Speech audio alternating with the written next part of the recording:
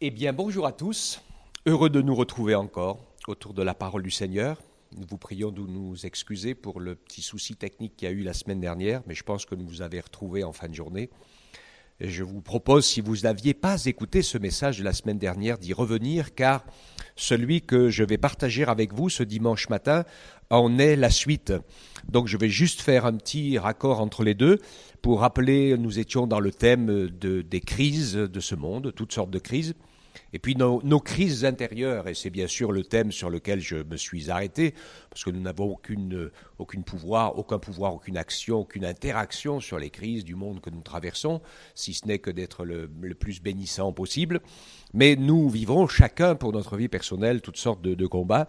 Et j'avais partagé plusieurs valeurs, plusieurs crises, plusieurs réalités, et j'avais terminé sur le fait en tant que disciples affermis du Seigneur, qui le servons, où Dieu veut nous apprendre à dépendre de lui. Et je rappelais l'expérience particulière de Pierre qui a cru pouvoir aller jusqu'à la mort pour suivre Jésus et puis qui s'est rendu compte qu'en s'appuyant sur ses propres forces, cela n'était pas possible. Il a appris, comme le Seigneur nous l'apprend dans ce genre de crise, à compter sur lui, à dépendre de lui, à compter sur sa force absolument. Et donc je disais que nous devons toujours vérifier ce que Jésus dit. Il nous a appelés à être ses témoins. Donc en tant que témoins, nous sommes appelés à parler de nos expériences, les expériences que nous avons faites avec le Seigneur. Apprenons à dire ce que le Seigneur a fait pour nous, plutôt que de dire tout ce qu'on fait pour lui. Ça, c'est très important. Rappelez-vous cette phrase, apprenons à dire tout ce que Dieu a fait pour nous, plutôt que d'essayer de dire tout ce que nous avons fait pour lui. Et parce que c'est une tendance un peu humaine de toujours vouloir être les meilleurs. Attention à ce que je disais au côté du moi aveugle, et que très souvent, pour des causes un peu de fierté ou autre, eh bien on dit moi je. Alors des fois on dit moi je, bien sûr, moi je suis allé à Paris, donc il n'y a pas de souci. Mais moi j'ai fait ci, moi j'ai fait ça. Et puis des fois quand on discute, il y en a un qui dit alors moi j'ai fait ci, et l'autre ah oui mais moi j'ai fait bien mieux. Hein, alors là, attention à cette réalité. Je vais donc vous citer, et on va lire ensemble un texte de l'Écriture dans Philippiens 2 au chapitre 2 au verset 1er, qui fait le lien entre le message de la semaine dernière et celui d'aujourd'hui. Donc nous lisons ensemble cette parole de Paul aux chrétiens de Philippe. S'il y a donc quelques consolations à Christ, s'il y a quelques encouragements dans l'amour et quelques miséricordes, mettez le comble à ma joie, afin d'avoir une même pensée, ayez un même amour, une même âme, une seule pensée. Ne faites rien par rivalité ou par vaine gloire, mais dans l'humilité, estimez les autres supérieurs à vous-même. Que chacun de vous, au lieu de considérer ses propres intérêts, considère aussi les intérêts des autres. Ayez en vous la pensée qui était en Jésus-Christ, lui dont la condition était celle de Dieu, et qui n'a pas estimé comme une proie à arracher d'être égal avec Dieu, mais au contraire, il s'est dépouillé lui-même en prenant la condition d'un serviteur, d'un esclave, en devenant semblable aux hommes, afin d'être trouvé dans la situation d'un homme. Il s'est humilié lui-même en devenant obéissant jusqu'à la mort sur la croix. C'est pourquoi aussi Dieu l'a souverainement élevé et lui a donné le nom qui est au-dessus de tout nom, afin qu'au nom de Jésus, tout genou fléchisse dans les cieux, sur la terre et sous la terre, et que toute langue confesse que Jésus-Christ est Seigneur, à la gloire de Dieu le Père. Ainsi, mes bien-aimés, comme vous avez toujours obéi avec crainte et tremblement, mettez votre salut en action, non seulement comme si j'étais présent, mais bien plus encore maintenant que je suis absent. Ainsi, l'apôtre Paul nous encourage à agir en motif de conscience, non pas par rapport à ceux qui nous voient, à ceux qui nous entourent, et à ce qu'on pense de nous, mais en étant conscient que Dieu, par son amour et par son esprit, sonde nos cœurs, il sonde nos pensées, il sonde nos intentions. Et c'est devant Dieu que nous vivons. Donc ce que nous faisons dans le secret ou ce que nous faisons dans le public, eh bien Dieu le voit et Dieu l'entend. Et c'est ce qui doit être notre motivation. Alors, dans nos vies, nous pouvons traverser, comme je l'ai dit la semaine dernière, toutes sortes de crises et des crises intérieures. Et on va en parler un petit peu, crise intérieure, crise spirituelle, crise de foi. On va parler de tout ça aujourd'hui. Alors, crise d'intérieur, crise d'angoisse, crise de nerfs, d'orgueil, de misère, etc. Il y a toutes sortes de réalités liées à la conjoncture, liées à notre santé, liées à nos relations familiales, liées à notre travail, toutes ces interactions par la vie sociale et autres qui sont là.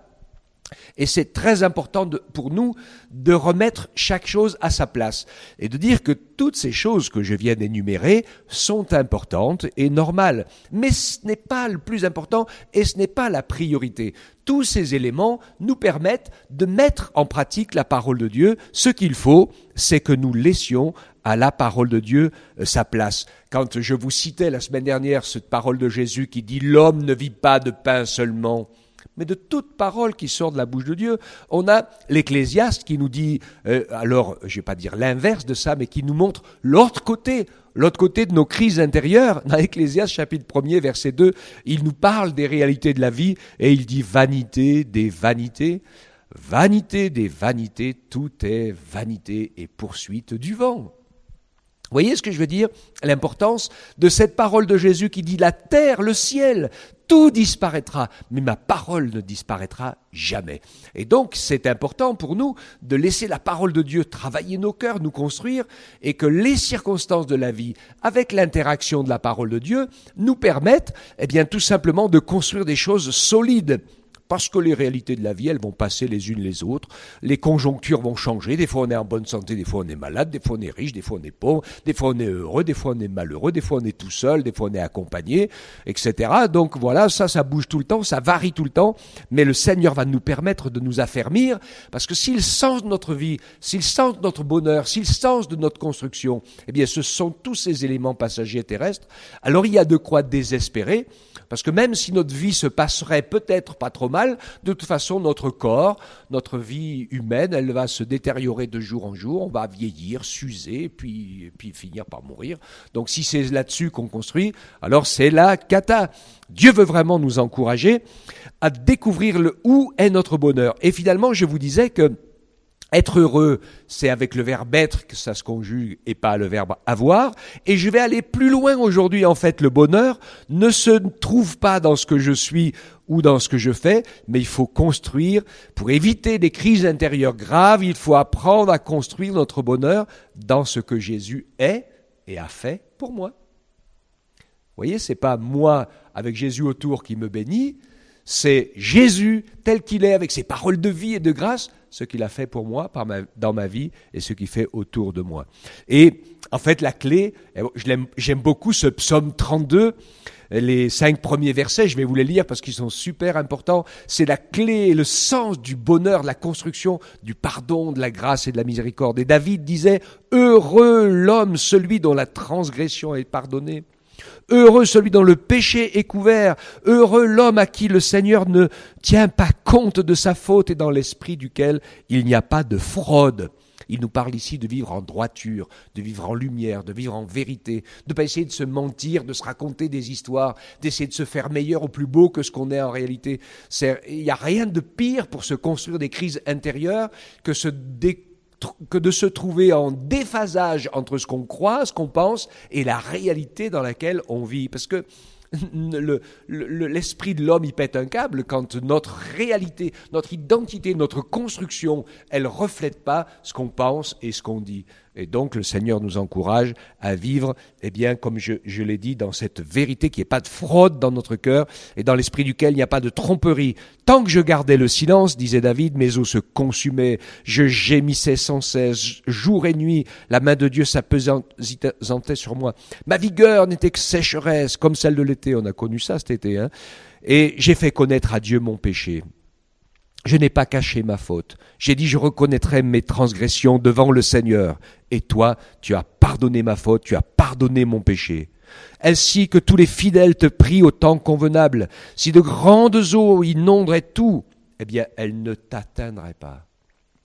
Relisez ce psaume. C'est une grâce incroyable qui nous permet de trouver la consolation de Dieu, la paix de Dieu qui sait que nous sommes pécheurs, que nous sommes limités, que nous sommes faillibles. Il ne nous rejette pas, il nous tend la main et puis il nous dit « Allez, viens, marche avec moi, fais-moi confiance, humilie-toi, demande pardon, Ne compte pas sur toi, arrête de te faire croire à toi-même que tu es meilleur que les autres, mais compte sur la grâce de Dieu.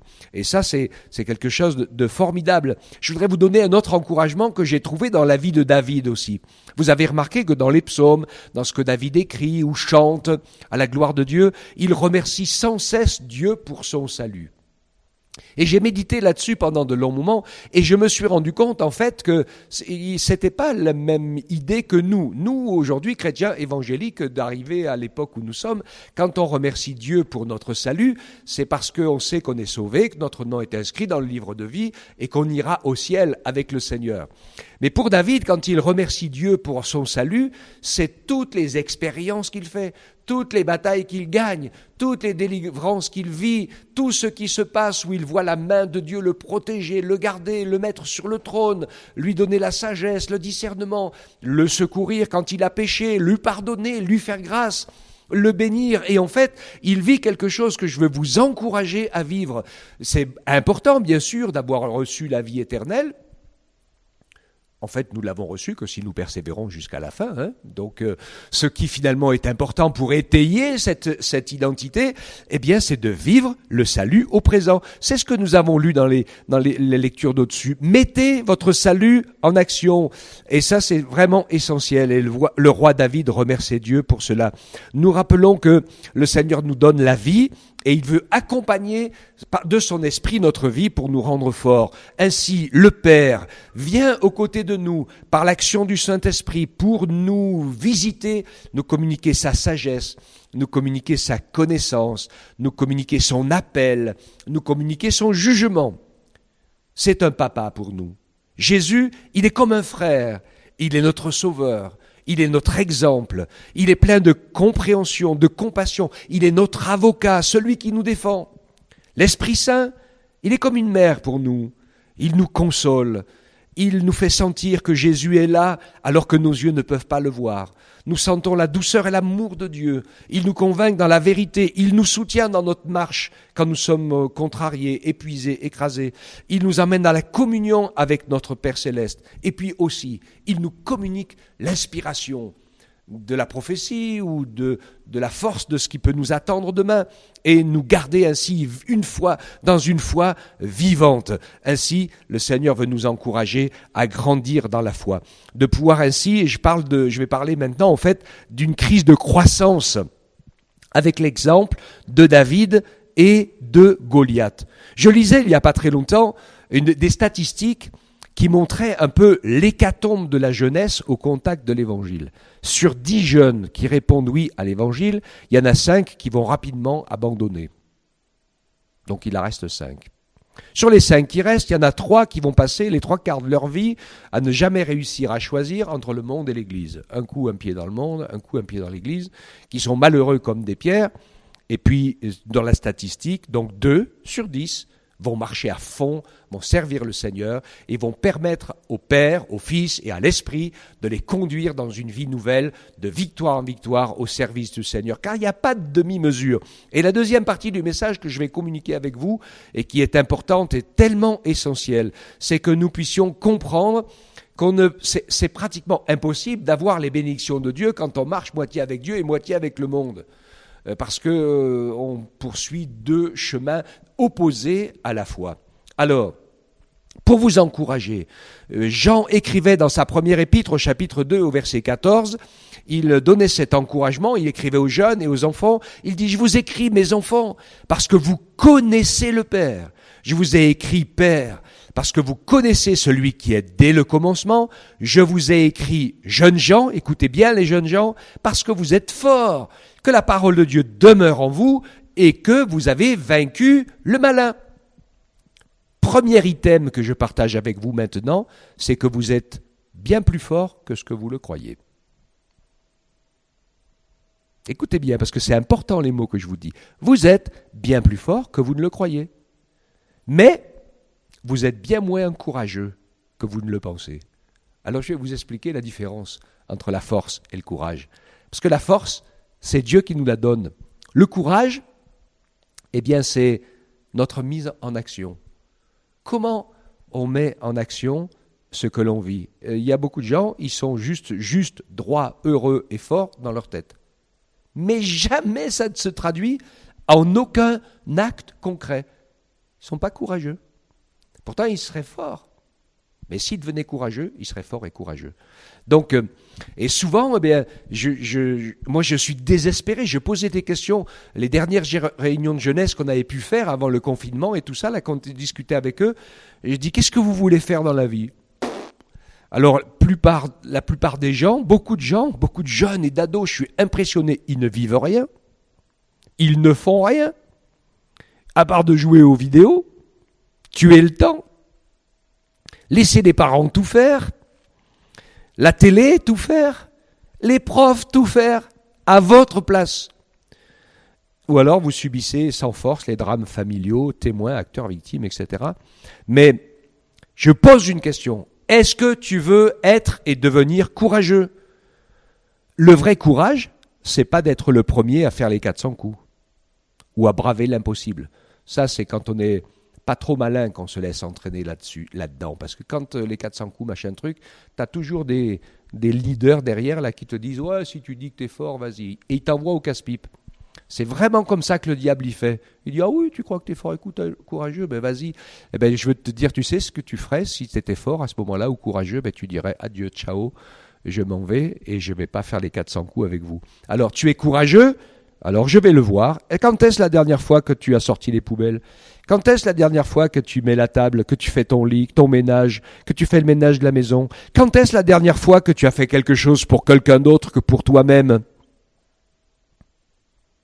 Alors si tu ne peux pas répondre à chacune de ces questions, alors tu n'es pas courageux, tu ne deviendras jamais fort, ta force finira par s'éteindre. Je voudrais vous rappeler le verset que Marie-Hélène nous a appris par cœur avant de commencer le culte dimanche dernier. Il était super intéressant, Philippiens 4:8. Il disait « Au reste, frères, que tout ce qui est vrai, tout ce qui est honorable, tout ce qui est juste, tout ce qui est pur, tout ce qui est aimable, tout ce qui mérite l'approbation, ce qui est vertueux et digne de louange, soit l'objet de vos pensées. » Les courageux, c'est ceux qui travaillent pour mettre ça en pratique. Ceux-là, c'est les courageux. Parce que ça, c'est dur à faire et à mettre en pratique. Faire les andouilles sur la voie publique, c'est pas très très dur. De toute façon, tout le monde le fait. Mais le vrai courage, eh bien, c'est la constance à faire le bien. Et non pas juste une fois. J'ai donné un exemple. On ne devient jamais un as du foot en regardant les matchs à la télé avec un sac de chips ou de cacahuètes sur les genoux. Ça va jamais marcher. Alors des fois, peut-être que tu rêves d'être le petit David qui a coupé la tête au géant Goliath.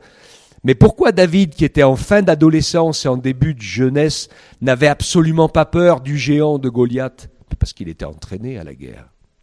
Depuis qu'il était tout enfant, il défendait le troupeau de son père contre les ours et les prédateurs. Donc c'était pas juste comme ça, il s'est pas retrouvé tout d'un coup à renverser à l'envers un mec de 3 mètres, je sais plus combien de haut, armé jusqu'aux dents, soldat depuis toute sa vie. Mais bien avant déjà, il avait été courageux dans la constance, à servir les autres, servir son père, servir ses biens, prendre soin de ceux qui étaient autour d'eux. Et il était constant et courageux, il a fait des expériences, il a vu Dieu l'aider, il a vu le Seigneur le protéger. Et dans toutes les expériences qu'il a faites, il a vu qu'avec Dieu à ses côtés, mais il risquait rien du tout. Et il n'avait absolument pas peur de Goliath. Oui, Dieu permettait à cette époque, à chaque génération, d'apprendre la guerre, comme il veut nous l'apprendre aussi, non pas de prendre les armes pour tuer les autres, parce que ça c'est la guerre trop facile, ça, et trop barbare, mais de faire cette guerre spirituelle d'Éphésiens 6:12, qui nous dit que nous n'avons pas à lutter contre les hommes, c'est-à-dire la chair et le sang, mais que nous avons à lutter contre les principautés, contre les pouvoirs, contre les dominateurs des ténèbres d'ici-bas, les esprits du mal dans les lieux célestes. Voilà le combat que nous sommes appelés à mener. Et donc Dieu veut nous encourager. Alors, es-tu courageux ? Peut-être que tu ne l'étais pas jusqu'à aujourd'hui, mais deviens-le.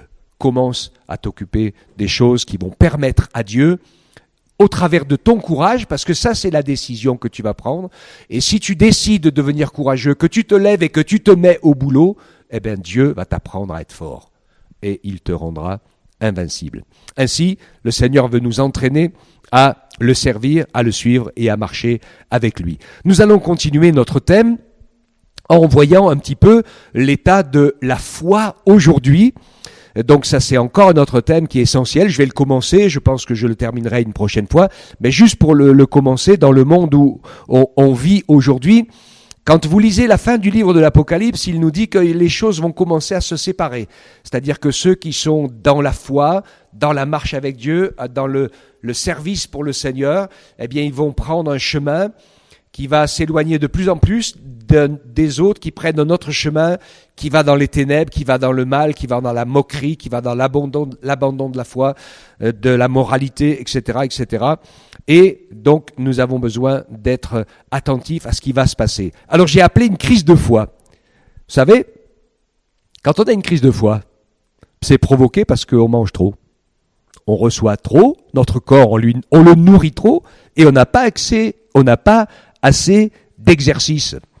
Donc, beaucoup de gens croyants, même des chrétiens, qui sont préoccupés par la recherche du bonheur, la recherche de l'accomplissement du plan de Dieu dans leur vie, eh bien, se retrouvent gros, spirituellement, à mauvaise santé. Ils mangent tout le temps, mais ils servent jamais. Ils pensent que Dieu les bénisse, mais jamais ils font quelque chose pour Dieu ou pour les autres. Alors, il va se passer quelque chose, c'est que nous allons être dans les chrétiens d'aujourd'hui, ce que Jésus disait, ou des vierges folles, ou des vierges sages. Je ne vous ai pas choisi ce thème, mais nous allons voir la différence. Dieu, le Saint-Esprit et tous ceux et toutes celles qui veulent être forts et courageux, eh bien, nous allons travailler ensemble pour faire paraître devant Jésus, quand ça sera l'heure, une église glorieuse, sans tache, sans ride, ni rien de semblable, mais sainte et sans défaut. Ou alors, en tant que vierge folle, eh bien, nous vivons ce que disait Paul à Timothée, de Timothée 4.3, dans un monde aujourd'hui où les êtres humains, même beaucoup de croyants, aiment le plaisir plus que Dieu. Et c'est là où il y a un choix essentiel à faire. Alors, nous les chrétiens d'aujourd'hui, vierge folle ou vierge sage? Ce que je disais, c'est que l'épouse qui sera prise, c'est celle qui se prépare. Jeune et belle pour les noces qui arrivent. Alors comment être l'épouse qui sera prise jeune et belle, vierge sage? Eh bien, par la sainteté, c'est-à-dire se mettre à part pour Dieu et progresser dans le fruit de l'esprit pour se laisser transformer par le caractère de Jésus. Il nous est parlé d'être irréprochable, donc c'est progresser dans la recherche et l'accomplissement de la volonté de Dieu, c'est-à-dire tout le contraire, c'est ce que Jésus disait, celui qui veut sauver sa vie, il va la perdre. Mais celui qui perd sa vie à cause de l'évangile et de la bonne nouvelle, eh bien, il la sauvera. Et donc, Dieu nous encourage ainsi à pouvoir voir et travailler à nous tenir devant le Seigneur aussi, à prendre du temps pour parler avec Dieu. J'aime beaucoup dire que la prière, c'est prendre le temps avec Dieu. Les temps vont devenir compliqués et je me rends compte, et c'est valable pour moi aussi, que quand on est persécuté, quand ça devient difficile, quand l'écart entre le bien et le mal se creuse, eh bien, on ne va plus du tout dire qu'on n'a plus le temps et qu'on est trop occupé pour prier. On aura intérêt de le faire parce que sinon, on ne tiendra pas. Et donc, Dieu nous encourage et il nous rappelle, c'est qui cette épouse? Est-ce que tu veux être cette épouse sans ride ni rien de semblable? Faisons bien attention aujourd'hui. La religiosité s'installe doucement partout. Il faut être capable d'entrer en contact avec les nouvelles générations. Jésus nous a dit d'aller. Nous, on dit trop souvent aux autres, venez. Ne renversons pas le message. Que Dieu nous fasse ainsi la grâce de pouvoir être courageux et fort, qu'il nous fasse la grâce, comme on l'a dit, de ne penser qu'à soi avec le moi-je, qu'il nous permette de pouvoir vivre pas la mauvaise crise de foi, mais la bonne foi, celle qui nous permet de le servir et de nous préparer avec les autres à être cette église, cette fiancée, pure, sans tache, irréprochable, qui est en train de vivre ce que le Seigneur nous demande de vivre. Chaque génération a son chemin à vivre. Nous sommes dans une génération, nous avons notre chemin à vivre au contact de la parole, au contact de l'Esprit Saint.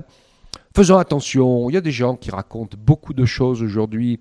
Ça paraît très très important d'être capable de donner une explication sur les événements que nous sommes en train de vivre. Moi je m'excuse, mais je pense que c'est vraiment secondaire. Ce qui est important aujourd'hui, eh bien, c'est de vivre la communion du Saint-Esprit avec le Seigneur Jésus. Ce qui est important, c'est de vivre la communion les uns avec les autres. Ce qui est important, c'est de briller comme des lumières qui brillent au soleil dans ce monde qui s'enténèbre de plus en plus. Et ce qui est essentiel, c'est d'être prêt pour le moment où Jésus reviendra, parce qu'il peut revenir quand il veut, et puis il peut me rappeler, il peut te rappeler à lui quand il veut, cette nuit, demain, ou dans quelques jours. Il faut être prêt.